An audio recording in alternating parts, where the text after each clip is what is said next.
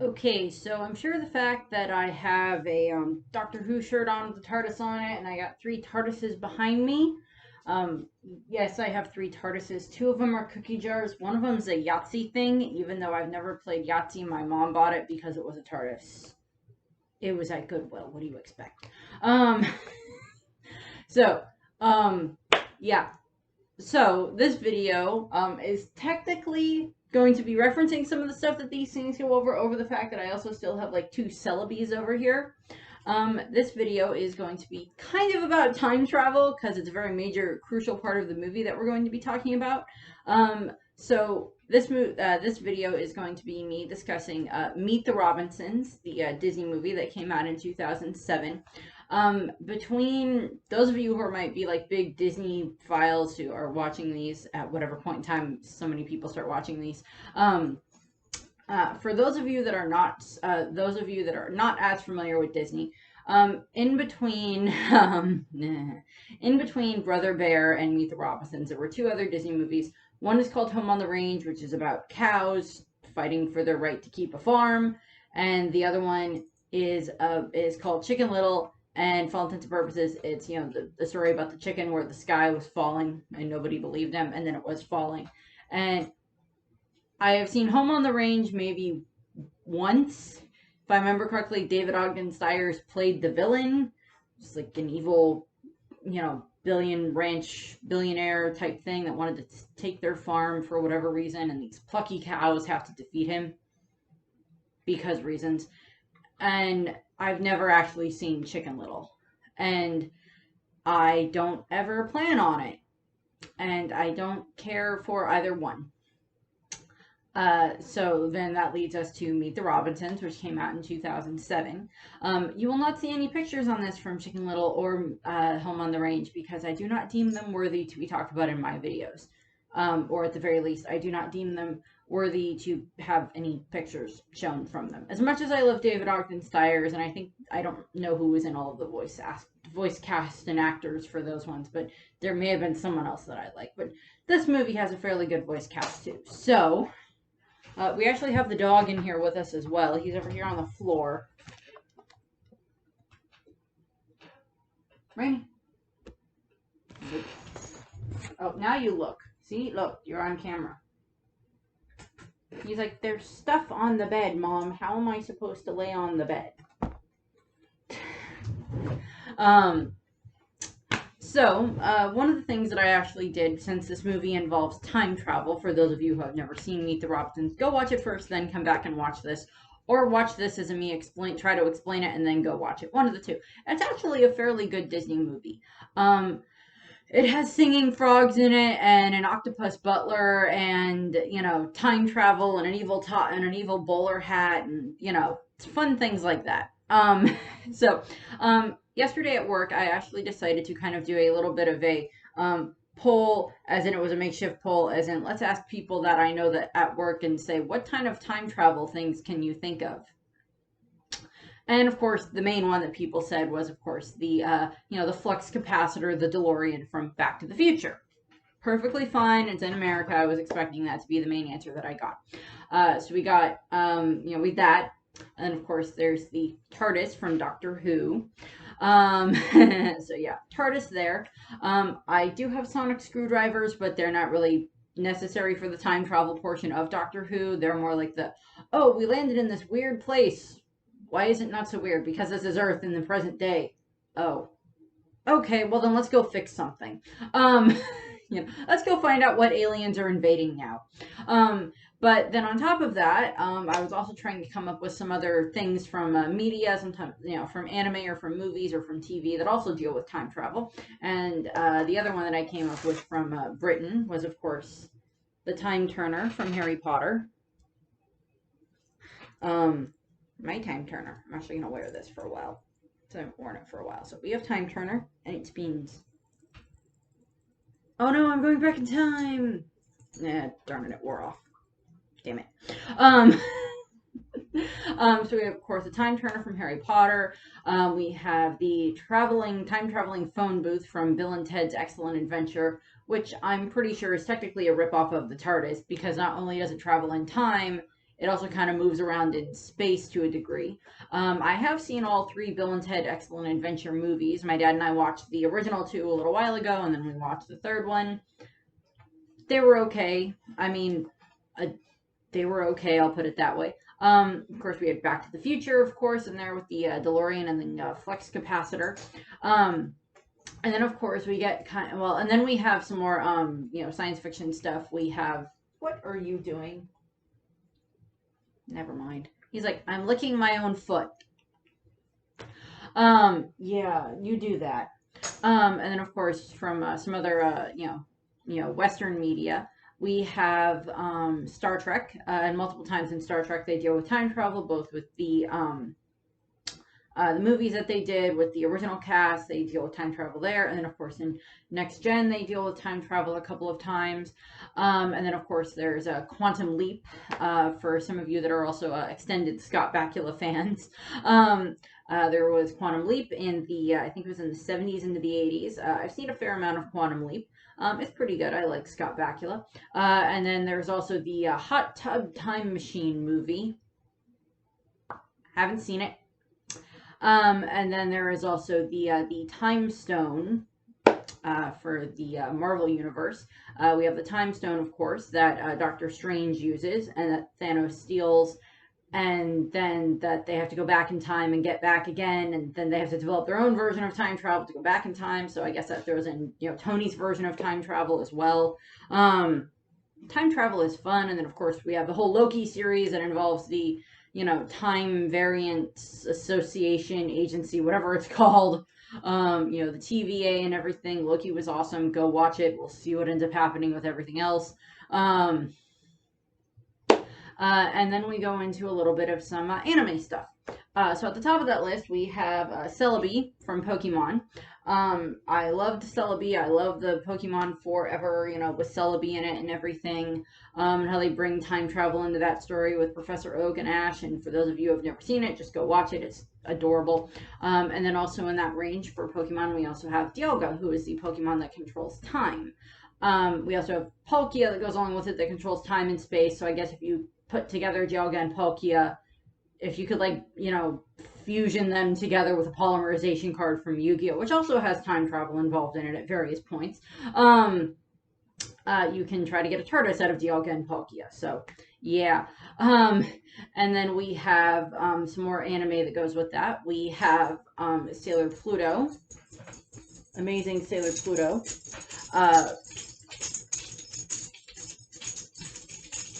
I don't need that.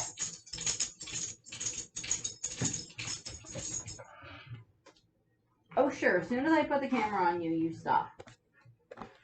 I love the dog. I love the dog. I love the dog. This movie is also about family. Meet the Robinsons is also very much about family. They also have a dog that wears glasses, which is adorable. So yeah, Sailor Pluto, of course, from Sailor Moon, is the Sailor Scout of Time. She can stop time. She can travel through time. She has a whole time gate that she uses. She has keys that help her travel through time. She's great with time. And then, of course, we also have a few other things. I think there's other anime I know that deal with time travel. There are the Card Captor, since I'm a Card Captor fan, noted by the staff of Clow back here.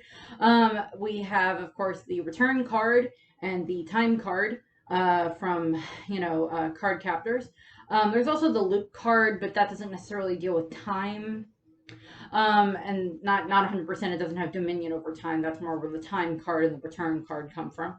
And then, of course, we have, I'm getting to it, don't worry, I'll get to the One Piece one in a minute, but there's other anime, of course, that deal with time travel at various intervals. And the other one that I'm going to, of course, mostly, just kind of point out here is, of course, in One Piece, in the Wano arc, we are, of course, introduced to Toki Amasuki, or Toki, Kozuki, as she ends up becoming, who ate the Toki no Mi, and she's awesome. She is, of course, the wife of Odin. She is the mother of Hiyori and Momonosuke, and I talked about her a lot back in the Mother's Day video that I did. She, of course, has the ability to jump forward in time. As far as we know, she cannot go back in time. She can only jump forward. She was born 800 years ago, and she's jumped forward multiple times, and she's about 28 years old. And to the best of our knowledge, she is dead, but we'll see what happens with that. So that basically covers the slight intro on basic time travel for those of you who are looking for various time travel media to watch. So go look some of those up. They're kind of interesting. And I think Meet the Robinsons is about one of the only Disney movies that tends to tackle the concept of time travel. I mean, in The Sword in the Stone, Merlin can kind of time travel, but that's a different thing. He's not like messing with the time stream. He's not taking Arthur forward in time. So there's a difference there. So Meet the Robinsons, as I said, came out in 2007. Now what are you doing? Ignore the jingling in the background. And so the movie is loosely based on a book that came out in 1990, a children's book that is called A Day with Wilbur Robinson by William Joyce. William Joyce also is one of the film's art directors and executive producers alongside John Lasseter and Clark Spencer. So yeah, he wrote the book, and it's actually based on some stuff from his own family, just more exaggerated versions of his family. And the main story of it is about a kid named Lewis, who is orphaned when he is a baby. He's dropped off at an orphanage by his mother, abandoned there, by his mother when he's probably barely a couple of weeks or months old or so. And he is taken in by the orphanage by a woman named, I believe her name is, I want to say Muriel is her name, and I could be wrong on that. If I got that wrong, I apologize.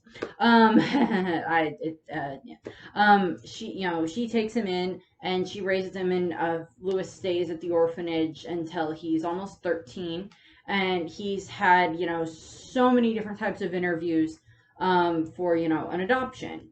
And on one of the days for one of his adoption interviews, he is actually working on trying to finish one of his inventions. Lewis is an inventor, and he likes to make different types of inventions. He has all these different ideas, and the one that he's starting with at the beginning of the movie that he's working on is a machine to be able to distribute peanut butter and jelly evenly on bread. And of course, he has a toaster on it, so toast is optional, which is adorable. And we just, so he's doing that, and he's, building this, and he has his roommate who is Mike Yagubian, Mike Yagubian, so Goob is what they call him. He's, because of Lewis and his tendency to stay up all night inventing, Mikey and Goob, unfortunately, does not get very good sleep most of the time. Goob is also a big baseball fan. This does factor into the story. Goob kind of also seems to help Lewis with his inventions at times, handing him tools and things like that. But Lewis goes off to the interview to meet with these prospective possible parents for him. And, he shows them his notebook of all of his inventions, and they're like, oh, that's very nice. And they go, well, what kind of sports do you like? So it's like, obviously this is not going to be the right family for this kid. Not that they would be bad parents. They're just not quite the right parents for Lewis. And what happens is Lewis then tries to demonstrate his, peanut butter and jelly machine. And unfortunately it kind of, explodes to a degree and sends peanut butter and jelly everywhere. And unfortunately the husband has a peanut allergy, and he kind of, goes into anaphylactic shock, and the wife, uses the EpiPen and stops it and everything, and they get him out of there, and he's fine. Nothing bad happens to him after that. He's fine. He, gets better and everything. He's, taken to the hospital, and he's perfectly fine. And what ends up happening is then Lewis is up on the roof, and he's just like so sad, and Muriel shows up, and she's just like, it's okay, Lewis. We'll try for the next family. And he goes, it was like 130 something interviews or something like that is how many adoption interviews he's had. And he's kept track. He's kept track on the back of this like crate box that's up on top of the orphanage. Like every single time he's had an interview that failed, and he's like kept track of them. And he's like, I'm going to be 13 in a couple of months. And you know how hard it is for a teenager to get adopted. This is unfortunately a very sad truth. Most can, I've seen a lot of people that have dealt with adoption. Either they've been adopted. I have several cousins that are adopted. I have two cousins on my dad's side that were adopted, and I think at least one or two cousins on my mom's side that were adopted. Um, or sometimes that was like they were actually from an orphanage, or they were from like foster care, or they were like, adopted by my sister is a very good example. My sister was adopted by my mom. My dad had her in a previous relationship, and then my sister wanted my mom to adopt her. Not quite the same thing as what Lewis is going through, but it does involve adoption. And my sister's husband, so my brother-in-law, I think him and his sister were both adopted by their parents when they were babies. So there is some adoption. I have, adjacent connections to adoption. And adoption can make very, very happy families. There's nothing wrong with adoption. And he's like, unfortunately, it is very hard for teenagers to get adopted because they're not, these cute little babies or these cute little toddlers or so. They're this, kind of person that's fairly fully formed into, who they might be in the future. So it's a little bit harder. And, Muriel is like, well, we just need to find someone that's, we just need to find someone that can, that's going to love you and everything. And, what ends up happening is Lewis kind of takes that to mean, oh, well, the only person that's going to love me is my mom. And I just need to find a way to remember what she looks like. And her memory has to be in here because I've seen what she looks like. When he was a baby, he would have seen what she looked like either when she first held him at the hospital or before she dropped him off at the orphanage. So he's like, I just need to find a way to get to my memories. So then he goes on this whole big long montage journey of, studying the brain and the hippocampus and the way that memories work and, trying to build this, memory device that's going to help him be able to see his own memories. And, memory scanning machine and, that he can, find her. And he works through that, and we get this great little montage of like him working and like going and like watching like a brain surgery happen, and then like going to like college seminars and stuff like that, and just like all this like other training and experimenting. And yes, hi, I see you. By technicality, Rainey is adopted since we got him from the shelter. So yeah, you're adopted. Rainey, I kind of figured that. But so he does lots of training or lots of research and stuff like that. And what ends up happening is his teacher at the school, Mr. I want to say Wesselton, but I don't think that's right. I just don't remember what the teacher's name is. He's a good teacher. He very much encourages Willis or encourages Lewis. And he also, there's going to be the science fair. So, he encourages Lewis to, enter his project in the science fair and everything. So he's a very good teacher in that regard. And the lady at the orphanage, Muriel, is very supportive of Lewis and his exploits and everything. She's, still kind of like trying to set him up with different adoption interviews to try to get him adopted. But it's not going very well in those cases. And he, the day of the science fair, he's got the experiment all, his, machine all fixed and ready and everything. And he's, gets to the science fair, and he kept Goob up all night. And that doesn't go so well for Goob. So Goob is just kind of like almost falling asleep the whole day. And Lewis heads off to school with the science, for the science fair. And when he gets there, he ends up coming across this kid that looks to be a little bit older than him, whose name is Wilbur Robinson, and he claims he's part of this, he claims he's a time cop. So not quite like the time variant agency from Loki, but he claims he's a time cop. Yeah. And what ends up happening is he's like, okay, so have you seen this bowler hat guy around? Bowler hat guy? Yeah, he's a suspect in a robbery, and we're trying to find him. What does that have to do with me? The boys back at HQ are still trying to figure that out. By HQ, I mean headquarters. And Lewis is just like, oh my god, I know what HQ means. Just go away. And the kid's just like, just focus on your science experiment, your science fair project, and leave the bowler hat guy to me. Wilbur causes some problems, knocks some people over, causes a girl to lose her frogs all over the science fair, stuff like that. Wilbur gets ready to do his experiment, and we have these other two characters that are introduced. The science teacher is one of the judges, and the guest judge that they have is a lady, I believe, called Dr. Krunkelhorn, I think was her name, and she is an inventor at this place that's called InventCo, which is a science company that an invention company that helps encourage inventions and science and everything like that.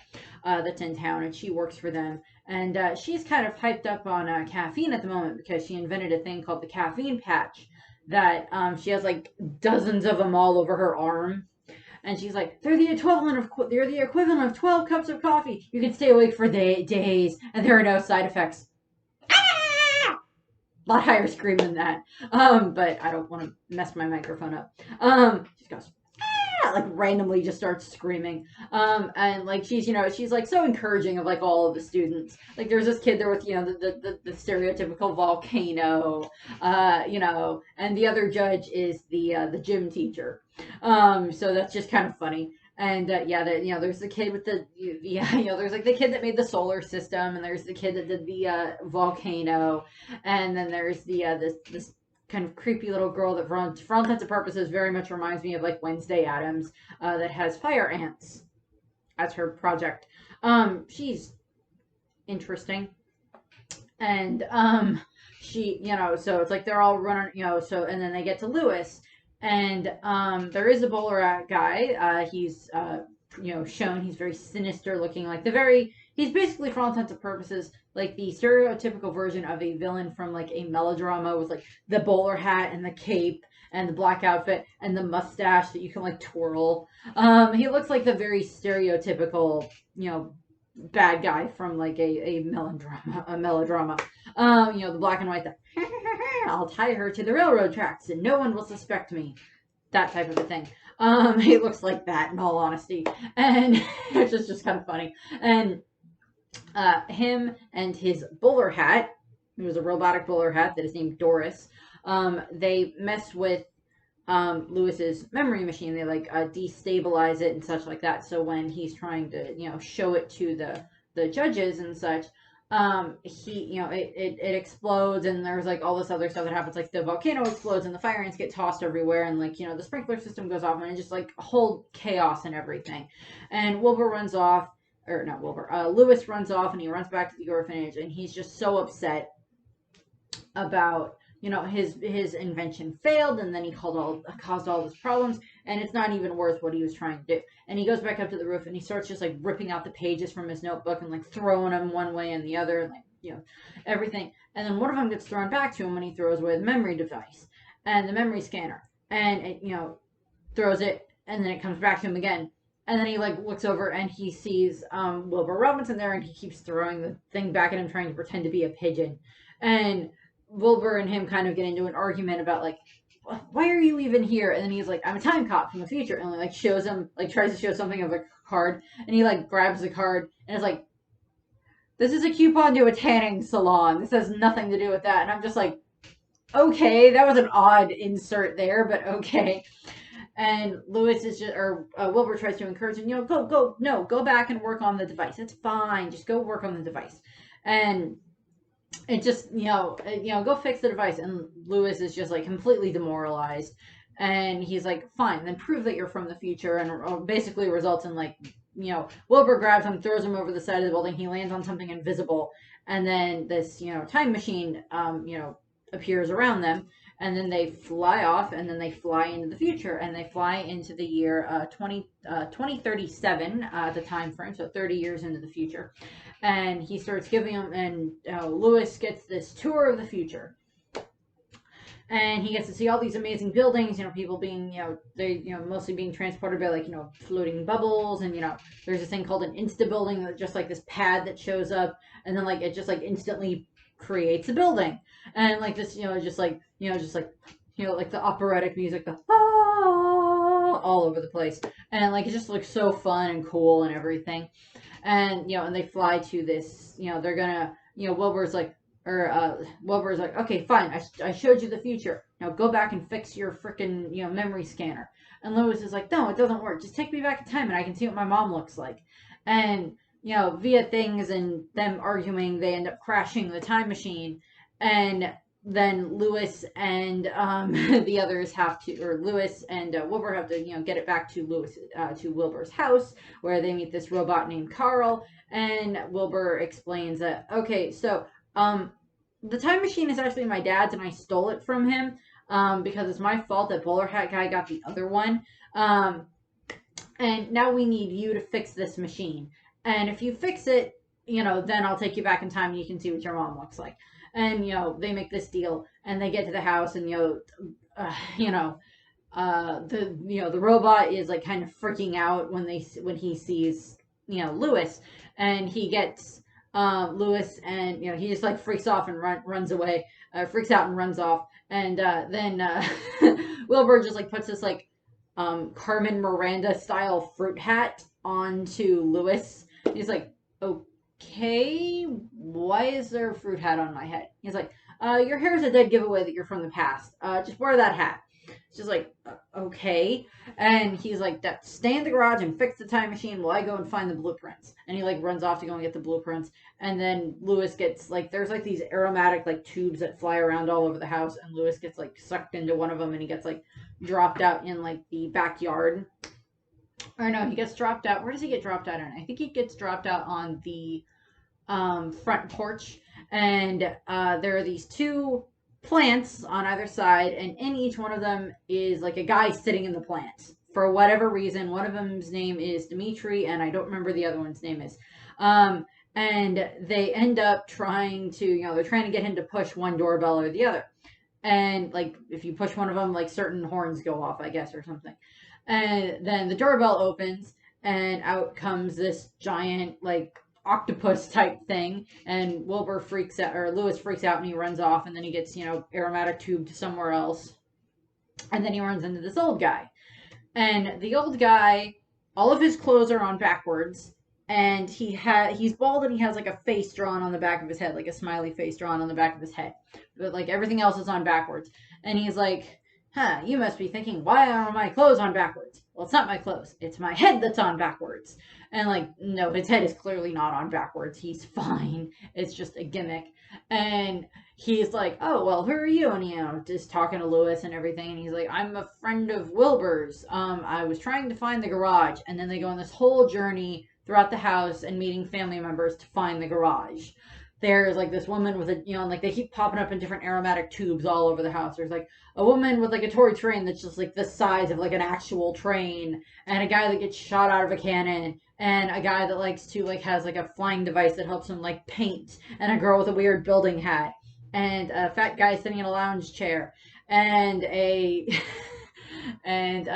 guy who and an older guy who's bald, and he has like a puppet on his arm that's like his wife. And then they this other woman who is like, oh, I think and Bud's like, oh, I think my wife Lucille is baking cookies. And like they go over to the kitchen, and like there's like music and disco music going on, and the wife's dancing in there. It's like, bake them cookies, Lucille. And I'm just like, okay. And like Lewis is just like looking around like, what the frick did I walk into?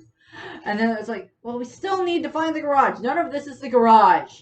And he's like, oh, well, how about we ask Fanny? Or I can't remember if it's Fanny or Franny. She's Wilbur's mom. She'll know where the garage is. And they go into this room, and there's this woman there, and she's conducting singing frogs. Like, not just like burr, burr, burr, burr, burr. Not like that. But like they're singing like Frank Sinatra style lounge acts singing. And like there's like they have a whole orchestra, like there's jazz, like there's horns and not violins, but like guitars and drums and just like everything. And like they're all just like singing and dancing and everything. And the main one is called Frankie, so he's obviously a reference to Frank Sinatra. And he's just like playing and dancing and singing and everything. And the mom is just like, oh, well, you're perfect timing. We need someone on maracas. And she gives them to Lewis. And Lewis is just like, okay, fine. Get me to the garage. I'll play the maracas. And like he's just having fun. And they're just like all dancing and singing. And it is just fun to watch. It's like, it's singing frogs. This is just already fun. And what ends up happening is, so he gets to see this, and they end up, and the thing is that he was, Bud was trying to find his teeth. Was like the whole running gag of this is they were all looking all over trying to find the garage and Bud's teeth. And the frog, the singing frog Frankie, has Bud's teeth. So then they get the teeth back, which is just disgusting. Because like, okay, he just takes them directly from the frog and puts them in his mouth without even washing them or anything, which is disgusting. And there is a joke because at one point, like, they come across this dog. As I mentioned, there's a dog in this, and he's like, "This is our dog." I don't remember what the dog's name is. I want to say Buster is the dog's name. And he was like, and Lewis goes like, "Why is he wearing glasses?" And Bud goes like, "It's because his insurance won't cover contact lenses." And there's literally a boom, like, you know, the drum, you know, this drum snare thing that happens, like bump type thing. And I'm just like, okay, who wrote that in the script? And I love this movie. I mean, it's not my favorite Disney movie by any means. There's so many others that I love more than this, but I still love this movie. I'll still watch it. It's so fun to watch, and the colors are so bright and vibrant, and they pop. And it's just like so many fun gags that you can watch throughout the whole movie. And eventually, Wilbur has, you know, subsequently been running all over the house trying to find Lewis. And he finds Lewis and he drags him out of there. And he basically interrogates him on, like, so how much did you learn about my family? And let's see who you met and, you know, blah, blah, blah, blah, blah. So there's a whole family tree that is up. I don't know if it's specifically on Disney.com or not, or like Disney Wikipedia or whatever, but the yeah, the family members. So it's three brothers, which are Bud, and his wife is Lucille. And then we have his two brothers are Joe, who's the guy in the Lazy Boy lounge chair. He is married to Billy. They have no kids. And then there is Fritz, who is the other guy, and his wife Petunia, who is the puppet.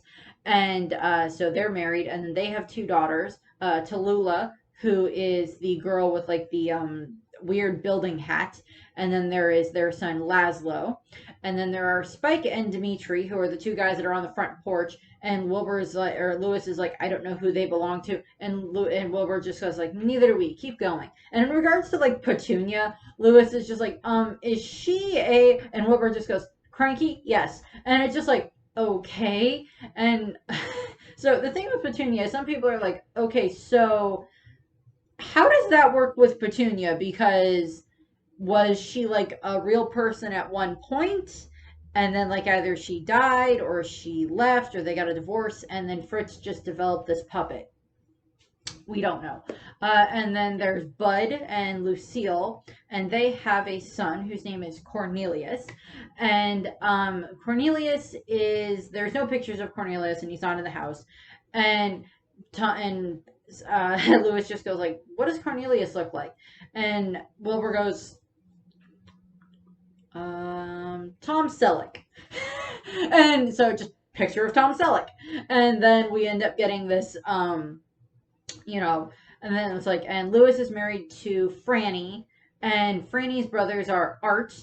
There's a guy who delivers pizzas in a spaceship, and he looks like a superhero.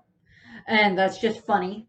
And then Gaston is her other brother, and then Buster is the dog, and then he met Lefty, who is the butler, who is the octopus squid type thing, who's actually quite polite.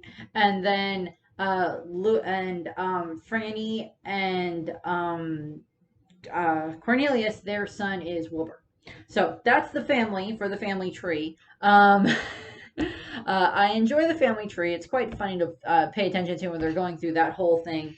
And so it's just like, okay, so we met all of them. And then Lewis and Wilbur then spend like several parts of the rest of the afternoon and such trying to fix the time machine.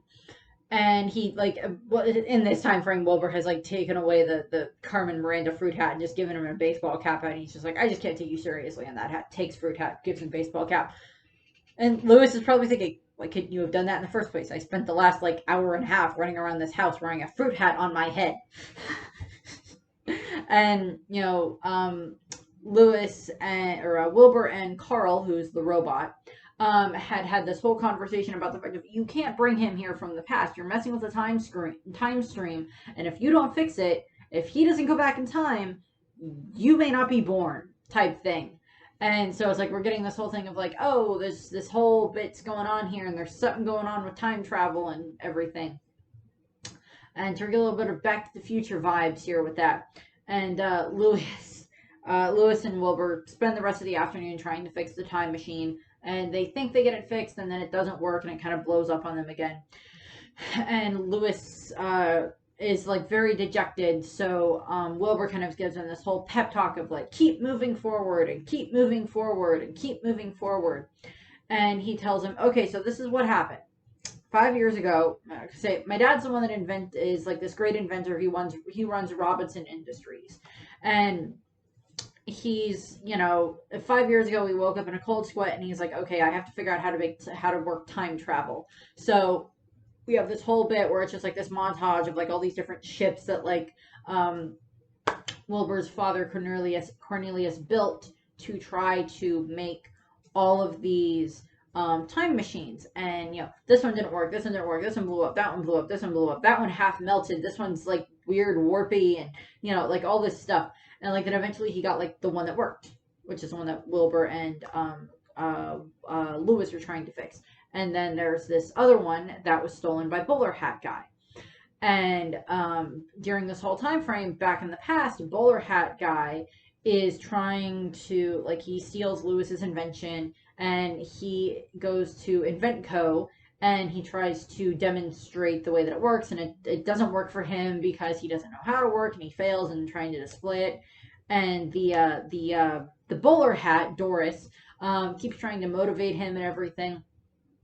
And then they go back to the future. Yeah, I know. They go back to the future and try to, first they go back to the orphanage.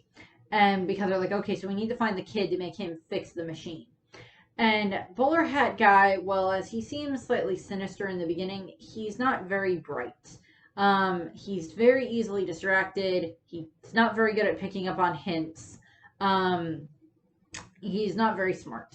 And what happens is Bowler Hat Guy and Doris go back to the orphanage, and they sneak into the room where Lewis and Goob sleep, and he's trying to kidnap Lewis, and then Goob walks in, and what happened was Goob had been at the baseball game, and he fell asleep during the 9th inning, and he accidentally missed the winning catch that would have let them win the game.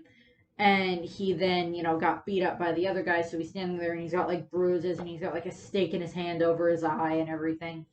I never understood that, but okay. And they, and, like, he's like, maybe I'll just give up on my hate. He's just, like, he's annoyed at Lewis and everything like that, which I don't blame Goob for being annoyed at Lewis. And he's like, well, that's okay, I'll just move on or whatever. And the Bowler Hat Guy is like, no, don't move on, keep that anger, let it fester and grow, and eventually it will be this thing that you can just like keep feeding it and make it worse and everything. And Goob is just like, huh? And he and then Bowler Hat Guy runs off.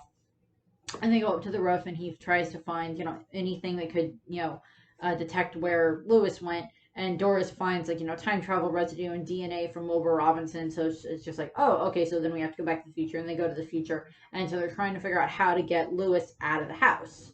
By this point in time, it is now dinner time. And Lewis is up having dinner with the family. They're having spaghetti and talking and laughing and, like, all this fun stuff. And what ends up happening is, Bowler Hat Guy and Doris are trying to figure out ways to get Lewis out of the house. And Doris sneaks into the house, but before that, she makes this little tiny copy of herself that looks like a little miniature bowler hat, and she gives it to Bowler Hat Guy to control.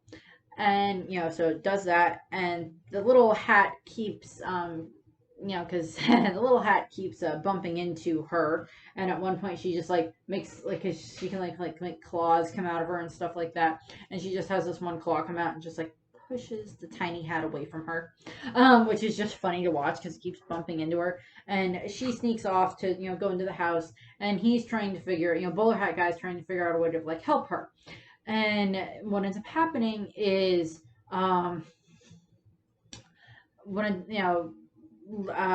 he sends a little hat, and like throughout the course of dinner we see up on top of the chandelier there are the singing frogs, and like they're just like playing music and serenading, And during the course of the dinner, the family is talking, and then they kind of try to figure out like who Lewis is. Like, oh, oh, you're in the same class as Wilbur, and how's where are you from and everything. And there's just a joke about like, oh, he's from Canada, and they go, oh, you mean North Montana? And I'm just like, oh god, hasn't been called Canada in years. It's North Montana, and like, just take off your hat and everything, and then just like you just get like this great family interaction between everyone. And the only one that's not there, of course, is Wilbur's father, Cornelius Robinson. He's off on a business trip. And, the frogs kind of zip off on their own. But there ends up kind of being, as a way to distract the family, Wilbur throws a meatball at his uncle. One of his uncles, the one that likes to be shot out of a cannon, throws a meatball at his uncle to make him then attack his mother, attack Franny with a meatball cannon that he has. And then the two of them, like, it basically devolves into like this fight scene from like like a samurai movie or a ninja movie from like from like Japan, where they like where the where it's like a kind of grady film and black and white, or like monochrome, and where she where it's like the voices are just kind of out of sync with what the person is saying. And like we just, because like Franny knows karate, and so it's just like them like firing off meatballs at the brothers firing off meatballs at her, and she keeps blocking them, and and like she kind of wins the battle, and so that like distracts them. And the frogs then go out because they have like this their own little outside bar that they have, that like, because Wilbur's father Cornelius is this big inventor, he's probably just made this little outside bar for them just to make his wife happy, and so Bowler Hat's guy's idea, okay, I'm gonna take one of these little frogs and I'm gonna make him my slave. And he like sends the little hat over, and it like pops down on top of Frankie, and like it basically like takes control of Frankie. And so it's just like this back and forth between the two of them, which is just kind of funny to watch.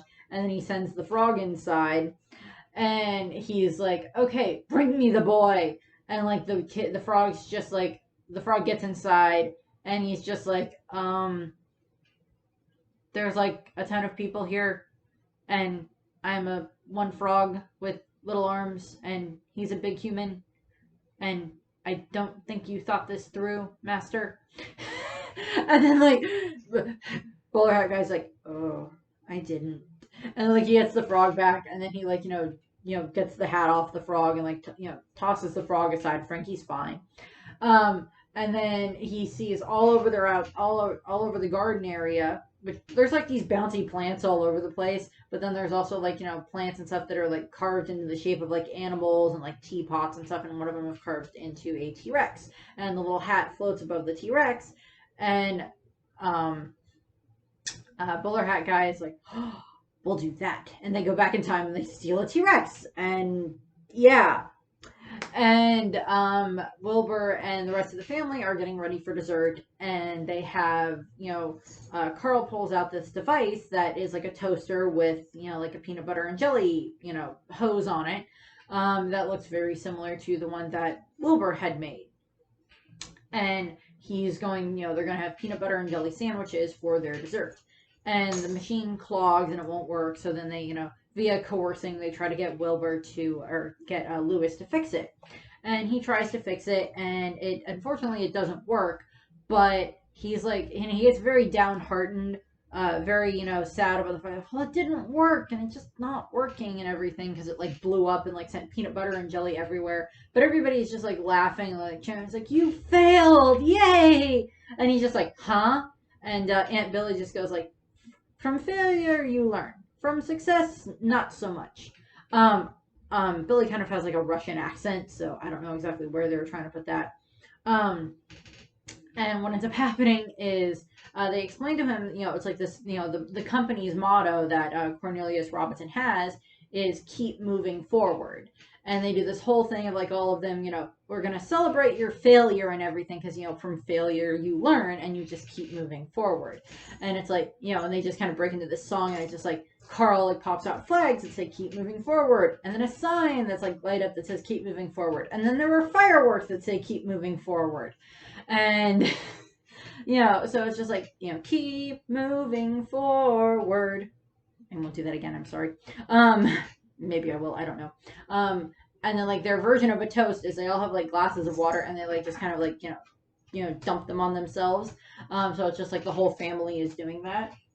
Oh, Rainy is leaving. Hi, baby. Hi, come here. Come up. Up, come here. Up. I just want to show you to the camera. See? Look, camera. My puppy. See, he's my puppy. He's like, let me go, woman. Now what are you gonna do?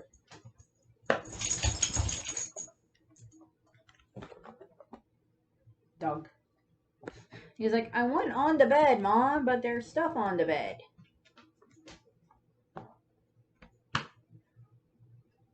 What? You do that, I'm gonna take a drink of water. You figure out what you're gonna do.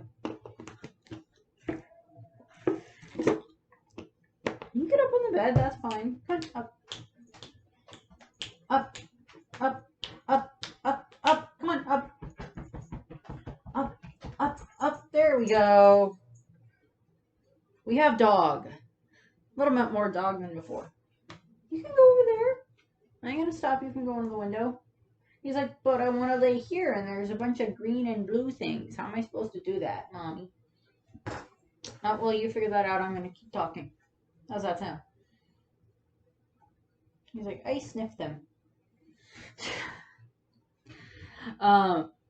But, so Lewis is a bit more, encouraged, and the dog left. Lewis is a bit more encouraged at this point in time about, failure is not, as bad of a thing as I thought it was. So, he's having, he's getting a bit more encouraged by that, and he's very much enjoying being in the family. And he made the comment that was like, if I had a family, I wanted to be just like you guys. And Wilbur's mom is just like, what did he mean by that? And Wilbur goes, oh, well, Lewis is an orphan. Oh, an orphan. And then there's a giant T-Rex that appears and attacks. And Doris is not happy that a bowler hat guy did something like this. And, the T-Rex starts attacking and causing problems. And, there's this whole fight scene with the T-Rex, which is just kind of fun. And it's great to watch, like, the family all work together to try to take down the T-Rex.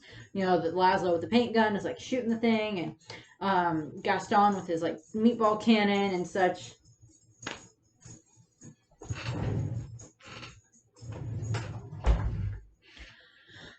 The dog is itching himself again. And they're just having so much, they're all trying to take it down and everything. And, so that's just kind of fun.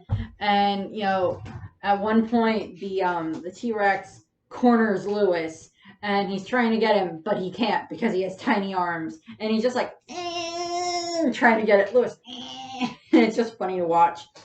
And what ends up happening is, like, the T-Rex just kind of stops for a second. And he, like, says to the master, it says to the bowler hat guy, Master, I can't reach him. I have tiny arms. I don't think you thought this one through very well. And bowler hat guy is just like, oh, God. And we get this, and like, Wilbur and the rest of the Robinsons are trying to save Lewis. And what ends up happening is Lewis actually ends up saving Wilbur because, the T-Rex almost eats Wilbur. And Lewis is able to save him, and then they're able to save each other and everything. So that was, that's nice. And I keep messing with the time turner because it's here. I'm going to actually take it off. Put it over here. Here, stay over there. Yeah, Celebi fell over. But, so there's a whole big mess there of that. And, like, they defeat the T-Rex and they knock the bowler hat off of the T-Rex so it's not in control anymore. And the bowler hat just kind of gets knocked to the side, and then the frogs are there. And then we just have this slight moment with the frogs where they just, like, pick up the bowler hat, the mini Doris, and, like, carry it off. And they put it in, like, the trunk of a car with like a shovel. And it's like this reference, it's this mafia reference because, like, for those of you who may not be aware of it, there were rumors that Frank Sinatra had like ties to the mafia, and that a lot of guys in that time frame had like ties to the mafia. And so it's like, they put the tiny bowler hat in the trunk of the tiny car that they have, because of course the tiny frogs that sing and wear tuxedos have a tiny car. And Frankie like snaps his fingers and then close the lid. That's implying that that hat's gonna be sleeping with the fishes tonight. Um, and apparently the frogs are involved with mafias. Um, and the family, is so happy that Lewis and Wilbur are both okay. And they then offer to try to, they say, well, how about how about we adopt you, Lewis, and everything. And Lewis is so happy and so excited about that. And then Wilbur knocks off Lewis's hat and reveals his hair, and they're just like, oh, and he's like, yeah, I know, I'm from the past, but that's okay. You can just, adopt me now and everything. And he's like, Lewis, we can't do that. You're a great kid, and you're gonna find a great family, but it's not now. You have to go back to your own time. And Lewis gets into this fight and everything with them and with Wilbur, and he runs off. And Bowler Hat Guy and Doris are there, and they kind of convince him, hey, if you fix your memory scanner, then we'll take you back in time and you can see what your mom looked like.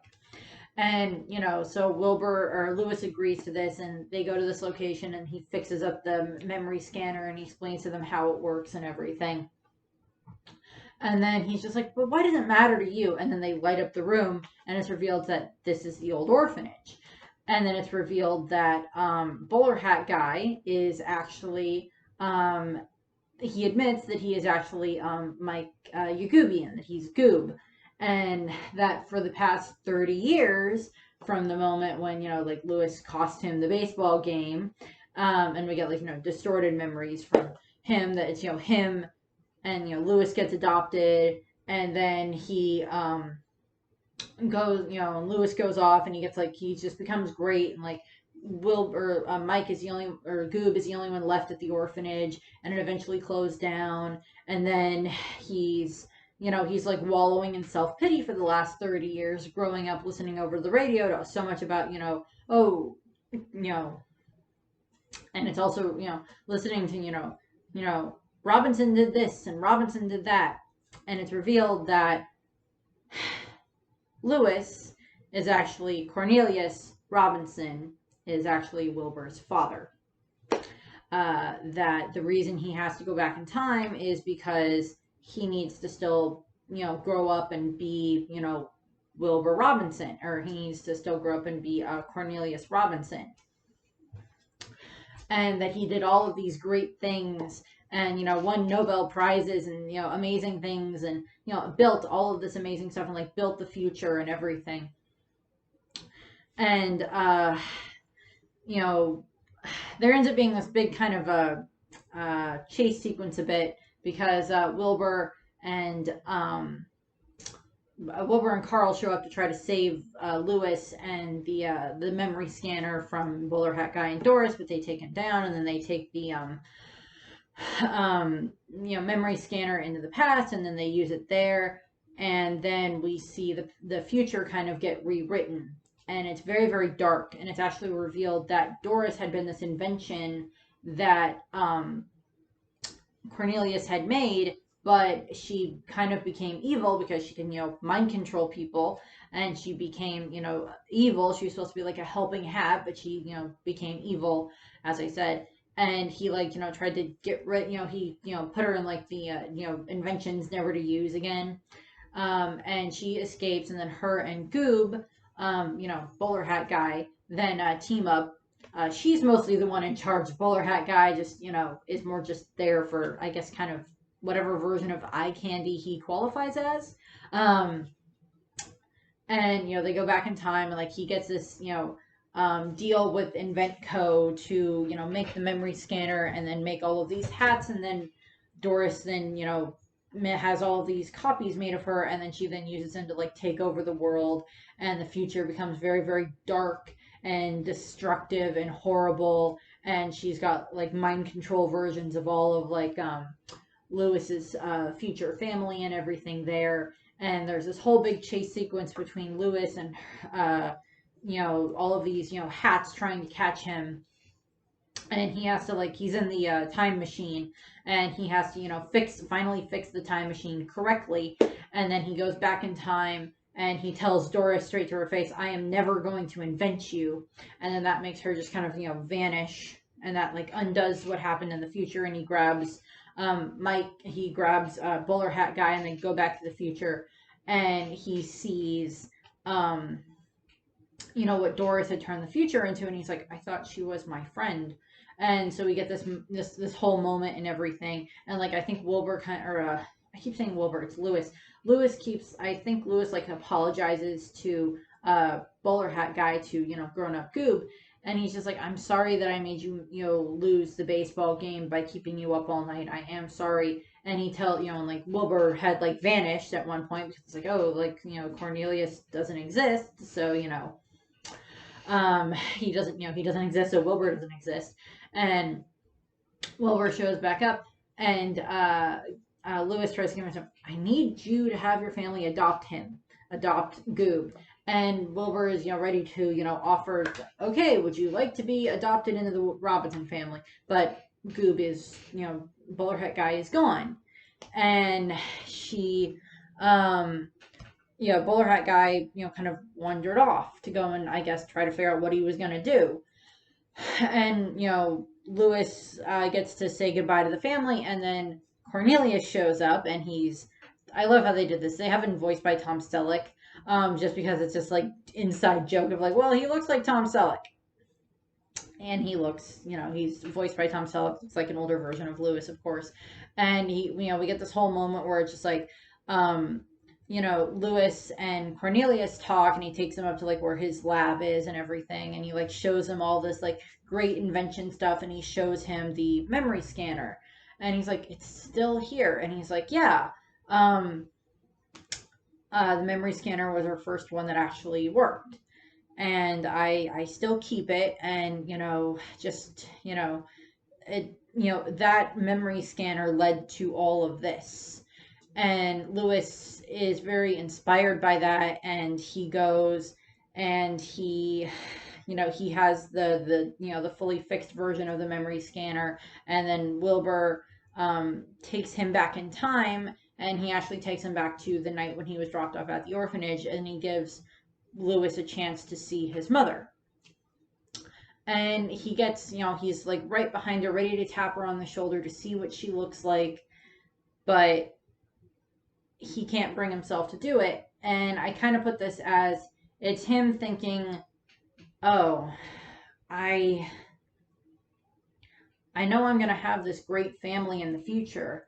I'm going to have these great parents that are going to love me, and these uncles and cousins and brothers-in-law and such, and I'm going to have this great kid and this great wife, and these two weird guys that live on my porch and want people to ring their doorbells, and a octopus butler and a dog with glasses and a robot named Carl. And I'm going to have all of that. But if I do this, I may not have that." So he he's like, "I know I'm going to have this family." So he just backs away, and he, goes off, and then, Wilbur takes him back into the present, so 2007. And Lewis has his memory scanner all fixed and ready and everything, and he was running back to the school to do the try to present it again, and he's like, "Oh," and he's like, "Oh, I forgot something," and he runs to the baseball field, and he shouts at Goob, who is fell asleep in the outfield, and he's like, "Goob, wake up!" And Goob kind of wakes up, and he just holds his hand out, "I've never played beyond what they make us play in school for gym and everything. Baseball is not for me. I've been to 2 baseball games in my entire life, and they were really boring." But people that like baseball, go ahead. Goob just kind of "Huh?" And he holds his hand out with a mitt in it, and the ball lands right in the glove. So Goob then wins the championship for them, and so it's just everybody on the team is "Yay, Goob!" And then Lewis runs back to the school with the machine, and the teachers, the science fair lady, the science lady is there, and the teachers are still there, and he's like, please, can I please have another shot at this? Can I please try one more time to show you my invention? And the Dr. Crunklehorn is just like, oh, he's so cute. Let him try again. And so they, he, sets up the memory scanner, and he sets up the memory scanner, and he's just like, okay, I need a volunteer. Instead of it being himself, he's like, I need a volunteer. And she's like, oh, me. And so he's like, so what would you like to remember? Because he can like input a date, and then like he can show you the memory from the date. And she's like, what do I want to do? And she like lists off this stuff like, there's my first science fair, my first telescope, my first gold medal for the luge. I'm like, what else have you done, woman? And she's like, oh, I know. And she whispers to Lewis, and he goes like, okay. And he like types in the date, and types in the date and the year and everything, and it pops up on the screen, and it's her wedding day. And we see her, in her wedding dress, and then we see her, walking down the aisle, and she turns, and there's a guy there in a suit that is on backwards with a face on the back of his head. And Lewis goes, Bud? And then right behind them, that memory, huh? And it's Bud. It's a younger version of Bud. And Bud and Lucille are, there. And Lewis is just like, Bud and Lucille. And he's like recognizing them and everything. And he's like, oh, okay. And, and he was like, like Bud is instantly, impressed with Lewis. And he's like, oh, what's your name? And he's like, well, well, my name's Lewis. And he goes like, well, you don't look like a Lewis to me. And he goes like, yeah, I know. I look like I've been told I look like a Cornelius. Yeah, exactly. So that's, that's where that comes from. So he then, he sees this little girl there with black hair, and she has frogs, and he's like, oh, nice frogs. And she's like, yeah, well, I teach frogs music, but because they have like such a bigger musical capacity than humans do, but nobody believes me, and you think I'm crazy, don't you? And he goes like, no, I believe you. And it's just this like, it's a Franny. And so then we have this moment where it's just, Lewis sees his, his future wife and his, future parents that are going to adopt him, and then they do adopt him, and so they adopt Lewis, and he becomes Cornelius, and then we get to see Mike. We get to see Goob, and he actually now has a trophy that he can then show off, because like he spent like the past 30 years wallowing in the fact of, Lewis is the reason I lost that game. I would have won if it wasn't for him. So now it's just like this kid gets the second chance, and he gets to, get adopted into a good family.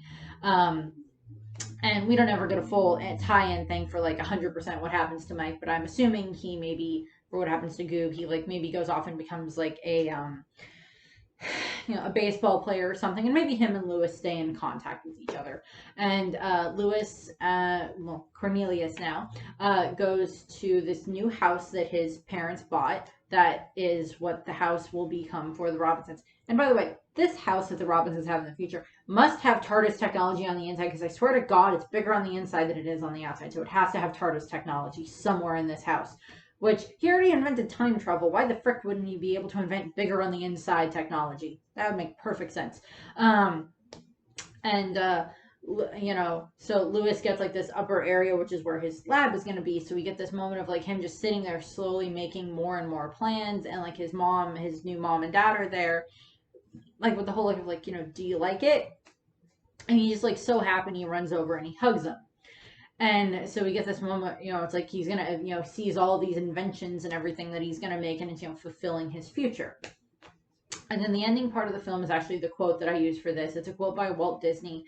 Around here, however, we don't look backwards for very long. We keep moving forward, opening up new doors and doing new things because we're curious. And curiosity keeps leading us down new paths. And that's where the movie ends. And, so they keep moving forward. Yeah.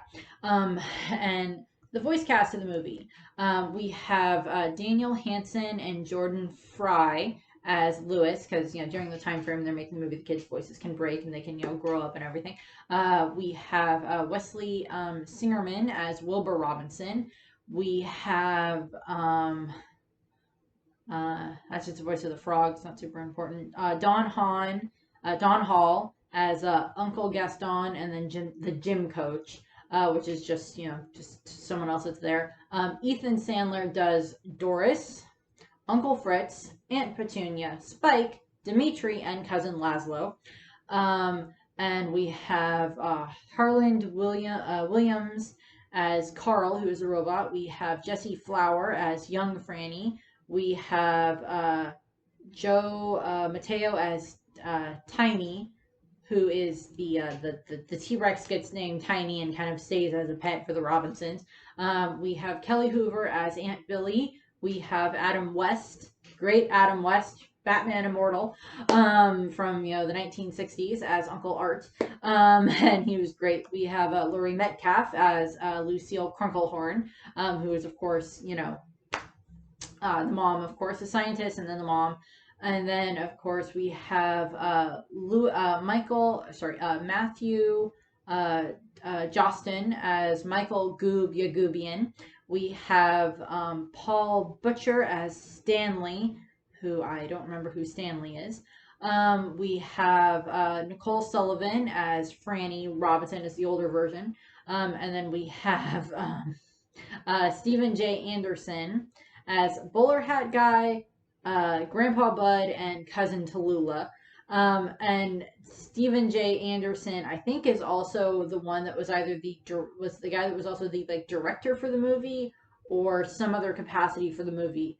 And then we have Tom Kenny, SpongeBob, as Mr. Willerstein, who is the teacher. We have Angela Bassett as Mildred, not Muriel, Mildred, as the orphanage lady. And then we have Tom Selleck as Cornelius Robinson as the grown-up version of him. And the movie actually has a fairly good soundtrack.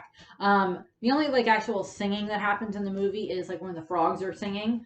When Frankie and the rest of the frogs are all singing and everything. For the most part, it's just background music, and the orchestral music was done by Danny Elfman. So Nightmare Before Christmas and all these other amazing stuff that they've done for that. But we have Another Believer by Rufus Wainwright is one of them. The end credit song is Little Wonders by Rob Thomas from, I think he's from Matchbox 20. Is that, I think. I apologize if I got that wrong. We have Future Has Arrived by the All American Rejects. We have Where Is Your Heart At by Jamie Cullen.